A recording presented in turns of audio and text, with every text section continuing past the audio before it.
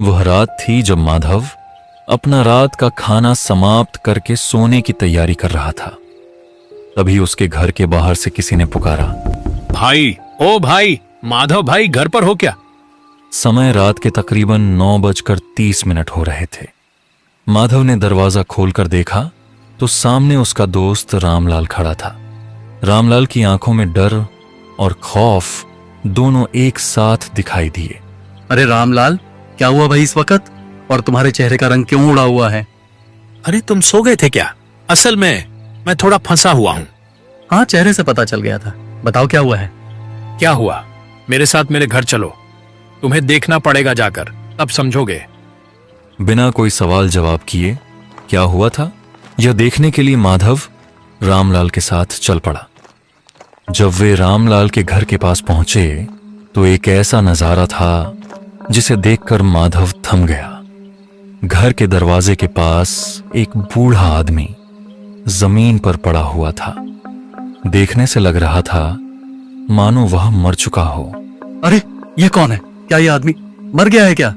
हाँ, यही तो है वो जिसके लिए इतनी रात को मैं तुम्हें अपने घर लाया हूँ। मतलब ये सच में मर गया है। अरे ये बूढ़ा आदमी कुछ देर पहले ही मरा है मेरे सामने। क्या मतलब ये सब अचानक? अरे कैसे यार, कुछ समझ नहीं आ रहा। ठीक से बताओ ना। सुनो फिर, मैं तो रात का खाना खा रहा था। अचानक एक आवाज सुनकर मैं बाहर निकल आया। उसने कहा, घर पे कोई है क्या? थोड़ा पानी मिलेगा? मैंने पूछा, कौन हो आप इतनी रात को यहाँ? पर उसने बस पानी मांगा। मैं पानी लेकर आया और देखा कि वह जमीन पर पड़ा हुआ था। सामने जाकर देखा तो अरे ये तो मर चुका था, सांस नहीं आ रही थी। रामलाल की आवाज डर से कांप रही थी। अब मैं क्या करूं? तुम ही बताओ, ये आदमी कौन है, कहां से आया है? मुझे कुछ भी नहीं पता भाई। अब इस लाश का मैं क्या करूं? भाई मुझे छोड़ो, इन सब चीजों में मुझे मत घसीटो, छोड़ो यार। अरे भाई, मुझे ऐसे छोड़ो मत, कुछ तो बताओ। मैं तुम्हारे पास इसलिए आया था यार, इतनी रात को इस लाश का कुछ तो करना पड़ेगा ना। किसी ने देख लिया तो अरे कोई कांड हो जाएगा, मैं फंस जाऊंगा यहाँ पे। माधव ने कुछ देर सोचा। रुको, सोचने दो। एक काम कर सकते हैं हम। हमारे गांव में जो पुराना श्मशान है ना, जहाँ कोई नहीं जाता, वहां इसे ले जाकर जला डालते हैं। क्यों? अरे पागल हो गए हो यार तुम, इतनी रात को वहां पे? अबे छोड़ो, सब बेकार बातें हैं वो सब। अब यही रास्ता है। नहीं नहीं, वहां नहीं जाना है मुझे। अरे वो जगह बहुत ही खतरनाक है, जिंदा भी तो रहना है ना हम दोनों को। ओ भाई, तूने प्लान पूछा, मैंने बताया। अब क्या करेंगे ये तेरे ऊपर है भाई। तू जो चाहे कर, मुझे जाने दो। रात हो रही है, सुबह उठना भी है। भाई इस हालत में तू मुझे छोड़कर जाने की बात कर रहा है, बड़ा स्वार्थी है यार। अच्छा चलो चलो, चलता हूं मैं, लेकिन कुछ चीजों का बंदोबस्त करना पड़ेगा। घर चलो एक बार। जैसे ही वे मुड़े उन्होंने देखा, अरे ये क्या, वो आदमी कहाँ गया? हाँ, वो लाश कहाँ चली गई वो लाश? अरे लाश तो अपने आप भाग नहीं जा सकती है ना, तो कहाँ गई वो? चलो चलो उसे ढूंढते हैं, उस तरफ चलो यार, वहां ढूंढते हैं। सब जगह पर ढूंढने के बाद जब वे वापस घर के सामने आकर पहुंचे तो लाश तो वहीं पर पड़ी हुई थी, बिल्कुल पहले जैसी, उसी हालत में। अरे ये सब क्या हो रहा है भाई? ये रही लाश, मगर थोड़ी देर पहले तो नहीं थी। हाँ, ये तो यहीं पे है, मगर अरे लगता है हमारी कोई गलती होगी। छोड़ो उसे, चलो चलो लाश को लेकर जल्द से जल्द निकलते हैं यहाँ से। चलो, रात हो गई है, अब फंस गए हो तो इसका कुछ करना तो पड़ेगा ना हमें। अब तू यहाँ रुक, मैं मेरा स्कूटर लेके आता हूँ। बढ़िया ध्यान रखना कि ये वापस गायब ना हो जाए। रामलाल उस लाश के पास बस खड़ा हुआ था। माधव अपना स्कूटर लेने अपने घर की ओर जा चुका था, मगर रामलाल ने एक बार के लिए जैसे ही उसने लाश की तरफ अपनी नजरें दौड़ाईं तो ऐसा लगा जैसे कि वो लाश उसे ही देख रही थी। अरे ये क्या? नहीं नहीं, मेरा वहम होगा। रामलाल अपनी नजरें चारों तरफ दौड़ाने लगा, लेकिन एक बार के लिए उसे ऐसा लगा मानो कोई तो था वहां पर जो उसके हाथ को पकड़कर खींच रहा था। ऐसा लग रहा था कि यह स्पर्श किसी बुजुर्ग आदमी के हैं। रामलाल ने पलट कर देखा तो उस लाश के हाथ कांप रहे थे। रामलाल डर तो गया था और डर के मारे उसने अपनी नजरें दूसरी ओर कर लीं और ठीक तभी पीछे से उसे कुछ ऐसा सुनाई दिया जिसे सुनकर वह रुक गया। मेरा क्रियाकर्म अच्छे से करना। मैं कोई लावारिस नहीं हूँ तुम्हारी तरह, तुम्हें तो पता है ना। यह सुनकर रामलाल डर के मारे पीछे मुड़कर नहीं देख पाया था। तभी उसी समय माधव अपना स्कूटर लेके आया। माधव ने रामलाल को आंखें बंद करके कुछ बड़बड़ाते हुए देखा। अरे क्या हुआ? अरे ओ, आंखें बंद करके क्या बक रहे हो तुम? ठीक तो है ना? डरे हुए लग रहे हो फिर। अरे यार ये लाश ना, चलो यार जला देते हैं इसे जाकर। हाँ हाँ ठीक है ठीक है। माधव और रामलाल लाश को स्कूटर पर लेके शमशान की ओर निकल पड़े। माधव गाड़ी के सामने बैठा था और गाड़ी चला रहा था और ठीक उसी समय बारिश शुरू हो गई। अरे यार ये बारिश भी ना, अब पता नहीं क्या होगा। श्मशान जल्द से जल्द पहुंच जाएं, काफी है। मुझे मालूम नहीं यार, मेरा तो नसीब ही खराब है, नहीं तो ये आदमी मेरे दरवाजे पर क्यों आता। अचानक ऐसा लगा जैसे किसी ने रामलाल के सर पर मारा हो। अरे बाप रे, अरे यार किसने मारा मुझे? अरे क्या हुआ? कौन मारेगा? तभी अचानक किसी के हंसने की आवाज सुनाई दी। अरे बाप रे, चलो यार जल्दी यहाँ से। ये लाश, ये तो जिंदा लाश है। ये मुझे कुछ कहना चाह रही है यार। चलो जल्दी चलो, इसे जला डालते हैं, चलो। क्या? अरे क्या भाग रहे हो तुम? क्यों? क्या हुआ? अरे मैं कुछ बता नहीं सकता तुम्हें यार, तुम जल्दी चलो। माधव ने गाड़ी रोक दी और रामलाल के पास आकर पूछा, ए बताओ आगे क्या हुआ है, बताओ। अरे डर के मारे तुम तो कांपने लगे हो बे, बताओ। ओ भाई, मैंने जो देखा, सुना और महसूस किया है ना। अरे यार सुनो सुनो सुनो, वो सब वहम है तुम्हारा। शांत हो जाओ। हाँ शांत होकर तुम एक काम करो, तुम गाड़ी चलाओ, लाश लेकर मैं बैठता हूँ। हाँ ये सही रहेगा, सही रहेगा। अब माधव स्कूटर के पीछे बैठा था और रामलाल स्कूटर चला रहा था। ठीक उसी मौके पर तूफान आ गया। अरे यार, इसी बात का डर था। अब बारिश और भी तेज हो गई है तो और परेशानी होगी, रास्ता भीग जाएगा पूरा। हाँ यार, गाड़ी चलाना भी मुश्किल हो जाएगा, कितना तेज तूफान है। तूफान का नजारा और तेज हो गया और उस नजारे में जो लाश थी वह भी भीगने लगी। यहां तक कि गाड़ी चलाना भी मुश्किल हो गया था। अब मुझसे नहीं हो रहा भाई, और नहीं। हाँ हाँ तुम्हारी बात बिल्कुल सही है। इस हालत में तो गाड़ी चलाना मुश्किल है भाई। तुम स्कूटर को एक साइड कर दो।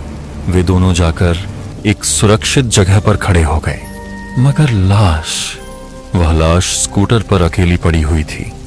भाई वो लाश तो भीग रही है, कुछ करें क्या? अरे बाबा क्या करें, कुछ है भी तो नहीं करने को। रामलाल अचानक कुछ देखकर बहुत डर गया और चीख उठा। अरे अरे वो देखो भाई, वो देखो, वो लाश उठ के बैठी अपने आप।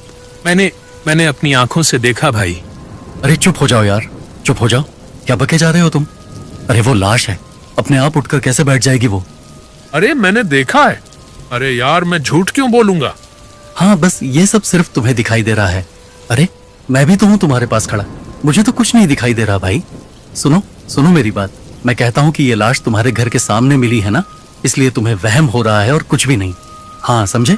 अब सुनो, एक बार ये बारिश बस रुक जाए तब श्मशान जाकर इस लाश को जला देंगे, बस सब खत्म। जैसे ही एक बार यह बारिश रुकी तभी वे लोग स्कूटर लेकर निकल पड़े। स्कूटर चलाने का भार इस बार भी माधव ने रामलाल को दिया था, क्योंकि लाश को लेकर वह काफी डरा हुआ था। देखते ही देखते वे दोनों श्मशान में पहुंच गए, जो कि बहुत ही डरावना था। बिल्कुल सुनसान सन्नाटा। ये इतना खाली क्यों है? अरे भाई, रात के 11 से 12 बजे इस श्मशान में गांव के तुम्हें कौन मिलने आएगा यहाँ पे? नहीं वो बात तो ठीक है, मगर ये जगह बहुत ही अजीब और डरावनी सी है। हाँ वैसे बात तो सही है, ये तो होना भी चाहिए। अब जितनी जल्दी हो सके काम निपटा कर चलो, यहाँ से निकलते हैं। अच्छा एक बात बताओ, ये यहाँ पे कोई आता है क्या? पता नहीं किसी ने देख भी लिया तो। अच्छा हमारे पास जो माचिस था ना, वो तो गीला हो चुका है ना? हाँ लाइटर मेरे जेब में है, फिक्र की बात नहीं। अरे वाह, फिर तो ठीक है, चलो लाश को उतारते हैं पहले। दोनों ने मिलकर लाश को पहले तो नीचे उतारा, उसके बाद माधव अंदर गया श्मशान के, एक बार चेक कर लेने के लिए। हाँ भाई मामला साफ है, चलो चलो लाश को पहले तो जला देते हैं तो हो जाएगा काम। ठीक उसी वक्त जैसे ही दोनों ने मुड़कर पीछे देखा तो उन्होंने देखा कि लाश तो वहां पर थी ही नहीं। अरे ये लाश लाश कहाँ गई भाई? और यार तुम तो यहीं पे थे ना, तुमने देखा नहीं क्या? नहीं यार, मैं तो वो अंदर देख रहा था कि सब ठीक है। मैंने यहाँ देखा नहीं, पता नहीं क्या हुआ। अब यार मुझे डर लग रहा है, मैं सच कहता हूँ। अरे ठीक है ठीक है ठीक है, शांत हो जाओ शांत हो जाओ। हाँ मैं देखता हूँ। हाँ जो करना होगा अभी करना होगा। उधर देखो। फिर देखा कि लाश तो वहीं पर पड़ी हुई थी, बिल्कुल पहले की तरह। अरे भाई ये सब क्या हो रहा है? ये लाश अपने आप वहां कैसे पहुंच गई? छोड़ो यार वो सब, चलो लाश लेकर आते हैं, चलो। और वे लोग धीरे धीरे लाश की तरफ जा रहे थे ताकि उसे उठाकर यहां ला सकें और जला सकें। और जैसे ही उन्होंने लाश को उठाने की कोशिश की, वे दोनों डर के मारे वहीं पर रुक गए, क्योंकि वह अपने आप उठकर बैठ चुकी थी। उसकी आंखें मानो बंद थीं और वे दोनों डर के मारे वहीं पर सहम गए थे। ये क्या हो रहा है भाई? ये कोई वहम नहीं हो सकता मेरे भाई, ये कुछ और है। लो हनुमान जी का नाम, हनुमान जी का नाम लो भाई। जय हनुमान ज्ञान गुण सागर, जय कपीस तिहु लोक उजागर। रामलाल और माधव आंखें बंद करके हनुमान चालीसा पढ़ने लगे। और जब माधव ने आंखें खोली, अरे अरे वो लाश वो पहले जैसी हो गई थी बिल्कुल। चलो यार जल्दी चलो, लाश को ले जाकर जला देते हैं यार, जल्दी चलो। उन्होंने जल्द से जल्द लाश को उठाया और श्मशान के अंदर ले जाने लगे। उन्हें ऐसा लग रहा था कि कोई तो था जो उन्हें देख रहा था। रामलाल ने पीछे मुड़कर देखने की कोशिश की, मगर रुको, हे रुको, पीछे मुड़कर मत देखना बिल्कुल भी। हाँ वो सब आत्माएं हैं जिनकी वजह से आज ये श्मशान इतना सन्नाटा छाया हुआ है। चलो वहां जाकर बैठते हैं, चलो। चारों तरफ से हंसने की आवाजें आ रही थीं। कोई हंस रहा था उनके चारों तरफ, और वो लाश, उसकी हंसी की आवाज उन्हें सुनाई दे रही थी, मानो वह अभी तक जिंदा हो। माधव को खरोत पर पूरा भरोसा था। उसने लाश के ऊपर तेल डाला और लाइटर निकालकर ऑन करने जा रहा था कि तभी वो लाश, वो जिंदा हो चुकी थी। फिर से उठकर बैठी थी वो। उन दोनों की तरफ देखकर, गुस्से भरी आंखों से देखकर वो बोली, इस श्मशान में मुझे लाकर बहुत बड़ी गलती कर दी है, और मेरी मौत के लिए भी जिम्मेदार तुम लोग ही हो। एक मिनट, ए बाबा, हमने आपको कहां मारा? आप तो खुद आए थे मेरे दोस्त के दरवाजे पे मरने के लिए, और अब हमें ब्लेम कर रही है। मैं नहीं आया था क्या? और नहीं तो क्या? तुम लोगों को मुक्ति तो मैं दूंगा, पर मुक्ति क्या मुझे मिली है? बता लड़के, क्या नाम है तेरा? तूने क्या किया है मेरे साथ? तुझे तो अच्छे से पता है। मेरी इज्जत लूट के, मुझे मार के भी तुझे चैन नहीं मिला। तू राक्षस है, राक्षस। अरे मैं एक परिवार का मुखिया हूं, अब उनका क्या होगा? मुझे माफ कीजिए, छोड़ दीजिए। मुझे पता नहीं मुझे क्या हो गया था। जैसे मैंने आपको देखा, मेरे दिमाग पे पता नहीं क्या चलने लगा, और बस मैं आपको ले आया। मुझे माफ कर दीजिए।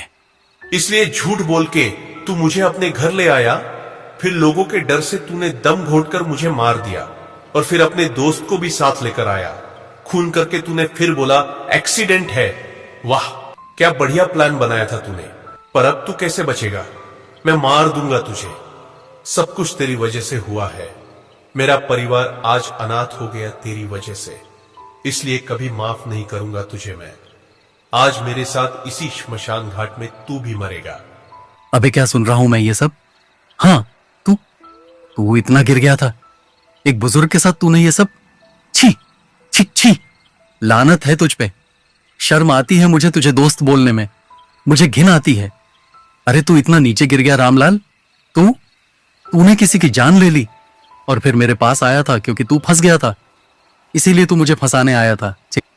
गलती हो गई, बहुत बड़ी गलती हो गई। माधव, तुम तो मेरे दोस्त हो ना भाई, मुझे बचा लो, इस आदमी से बचा लो, मरने मत दो भाई, बचा लो मुझे।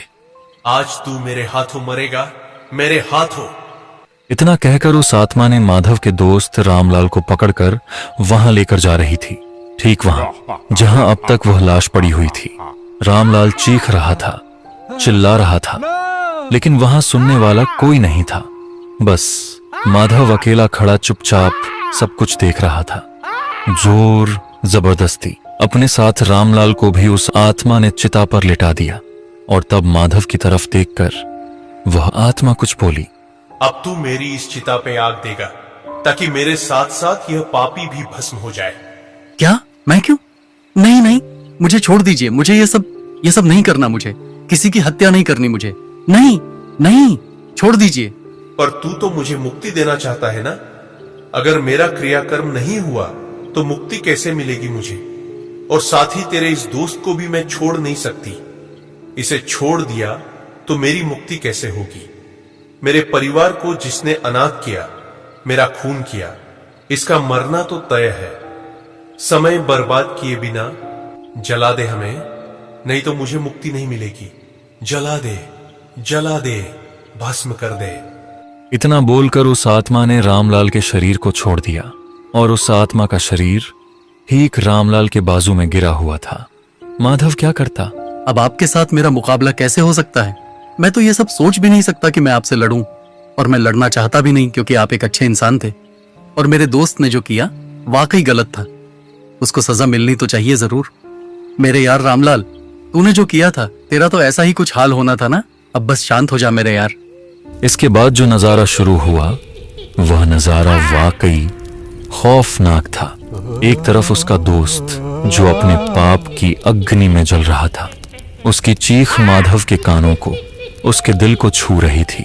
और दूसरी तरफ वह आत्मा, उसकी हंसी पूरे श्मशान को एक अलग ही मंजर दे रही थी। माधव यह सब सुन के मन ही मन सोच रहा था कि भगवान, हाँ, हो सकता है कि मेरा दोस्त दोषी था, पापी था, बहुत बड़ा पाप किया था उसने, मगर आपसे एक ही विनती है कि मेरे दोस्त की आत्मा को मुक्ति देना, उसे सुधरने का एक मौका देना।